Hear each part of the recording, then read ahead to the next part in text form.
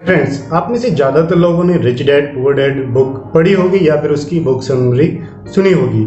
लेकिन कुछ लोगों ने उसके कोट सुने होंगे, जैसे कि उसके कुछ फेमस कोट हैं कि रिच माइंडसेट और पुअर माइंडसेट लोगों के ऊपर, जैसे कि गरीब होना परमानेंट है और कड़का होना टेम्परेरी है। कड़का आप कुछ टाइम के लिए हो सकते हैं, लेकिन अगर आपने गरीबों की तरह सोचना शुरू कर दिया तो वो क्या है, परमानेंट है। फिर वो चाहकर भी आप इजीली उसे चेंज तो नहीं कर पाओगे।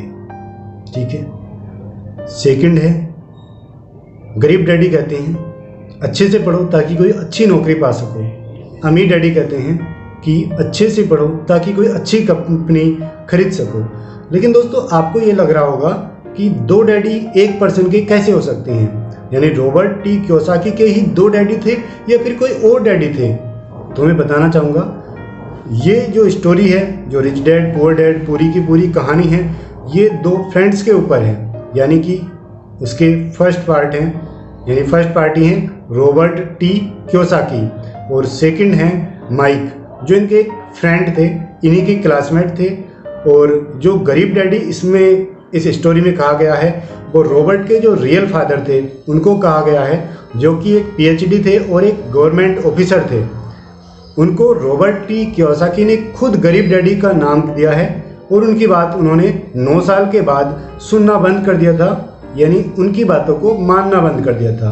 और अमीर डैडी का जिन्होंने नाम दिया है रॉबर्ट कियोसाकी ने, वो हैं इनके फ्रेंड माइक के फादर, जो कि एक बिजनेसमैन थे, कम पढ़े लिखे थे, लेकिन फाइनेंशियल उनकी जो नॉलेज थी वो काबिल तारीफ थी।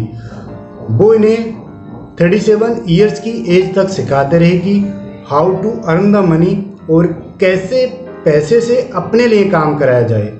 तो इसी में 7 लेसन सिखाए गए हैं, जो कि बताते हैं कि आप किस तरीके से फाइनेंशियल फ्रीडम पा सकते हैं कम एज में। अगर हम उन 7 लेसन्स की बात करें तो काफ़ी ज़्यादा मोटिवेट हैं वो। फर्स्ट है, अमीर लोग पैसे के लिए काम नहीं करते, अमीर लोग पैसे से अपने लिए काम कराते हैं। सेकंड है, आर्थिक साक्षरता क्यों। आर्थिक साक्षरता का मतलब है फाइनेंशियल एजुकेशन जरूरी क्यों है। अगर मैं आर्मी में जाना चाहता हूँ, मैं टीचर हूँ किसी और सब्जेक्ट का, तो मेरे लिए फाइनेंशियल एजुकेशन जरूरी क्यों है।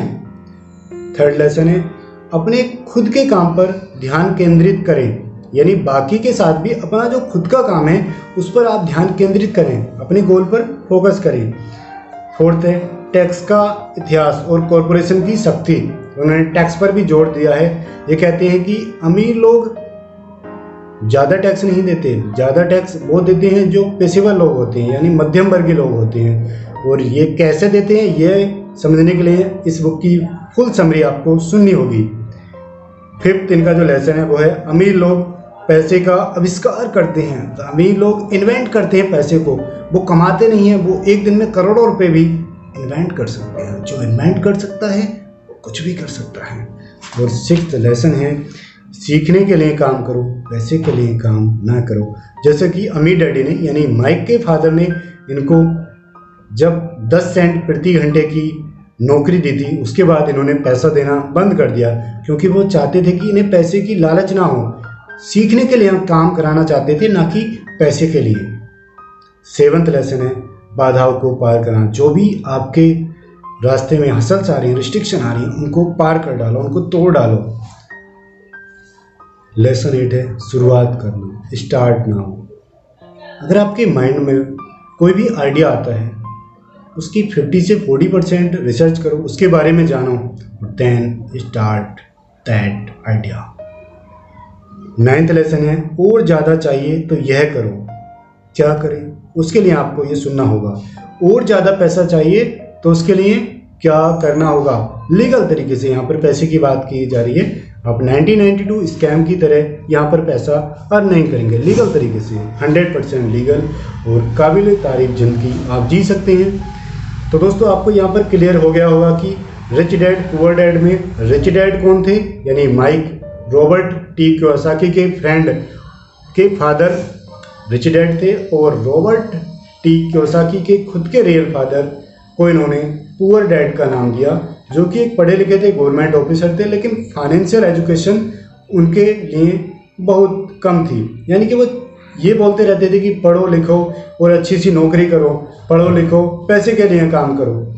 लेकिन अमीर डैडी यानी माइक के फादर कहते थे कि पढ़ो लिखो लेकिन इसलिए कि पैसे से अपने लिए कैसे काम करा सको, और इसलिए पुअर डैडी कहते थे कि रिस्क मत लो, जहाँ पैसे की बात हो वहाँ जोखिम मत लो। अमीर डैडी कहते थे जोखिम लो और पढ़ाई इसलिए करो कि जोखिम से कैसे बचा जा सके, उस रिस्क को कंट्रोल कैसे किया जा सके, उस रिस्क को मैनेज कैसे किया जा सके। तो दोस्तों ये थी रिच डैड पुअर डैड की समरी। और आपने जाना कि रिच डैड पुअर डैड में who was the rich dad and who was the poor dad.